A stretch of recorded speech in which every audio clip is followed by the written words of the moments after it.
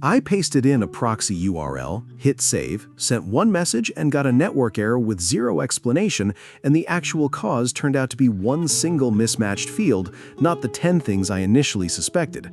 That specific error is the single most common reason this setup fails, and almost every tutorial rushes past the one fact that actually prevents it. Here's why it happens. This platform doesn't run any AI model itself. It's purely a front-end interface that forwards your messages to whatever external API you pointed at, which means 3 specific pieces of information all have to describe the exact same provider or nothing works.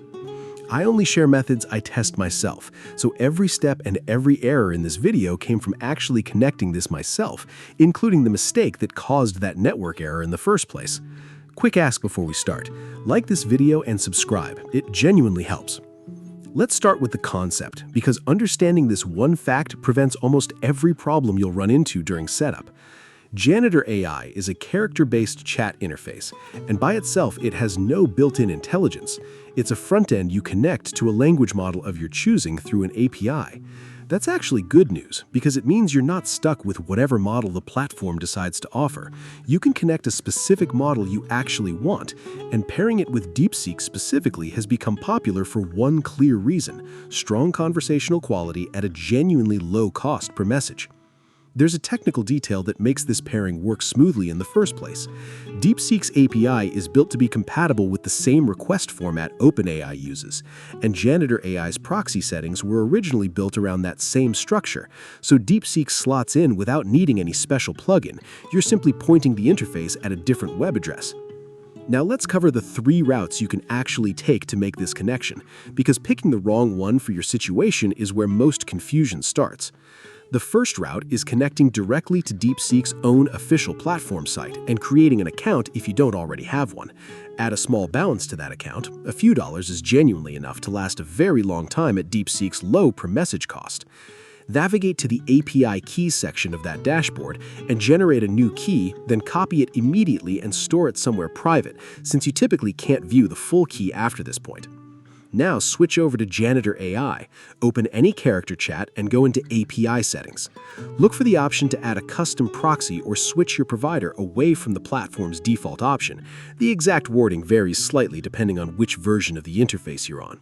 Paste in 3 things carefully: the correct API endpoint URL for the route you chose, your API key from that same route, and the exact current model name, since an outdated model name copied from an old tutorial is a common, sneaky cause of failures that have nothing to do with your actual credentials. Save your settings, then hard refresh the page before testing, since a stale cached session is another common reason a technically correct setup still appears broken. Now here's a real specific tip worth following exactly.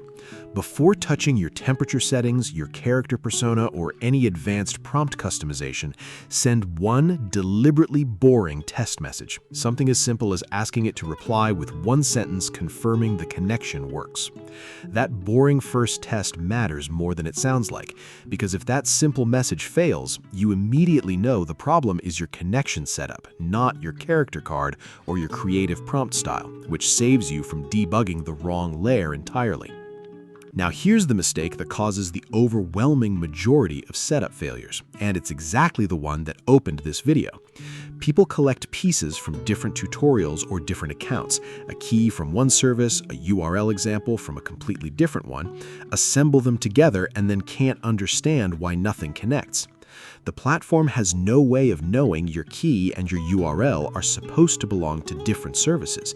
It just forwards whatever you entered as one combined request, and if those 3 fields don't all trace back to the same actual provider, the request fails before a model ever even processes it. The fix is discipline in your setup process.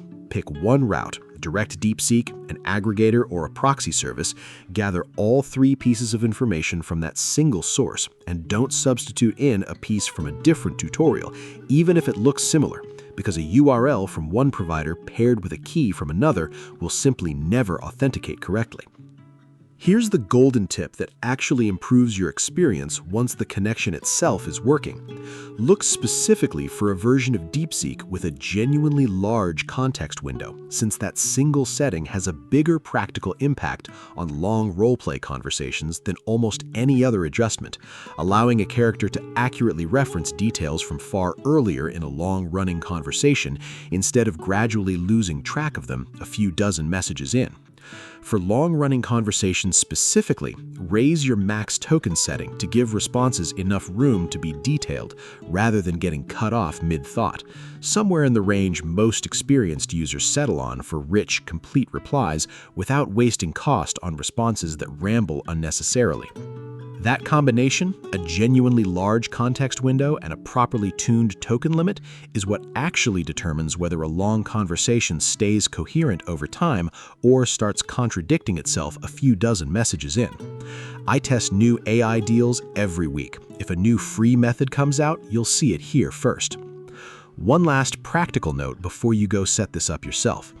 Keep your API key private under all circumstances. Never paste it into a shared character card, a public prompt, or anywhere someone else could read it, since anyone holding that key can spend directly from your account balance. And remember, this entire space moves quickly.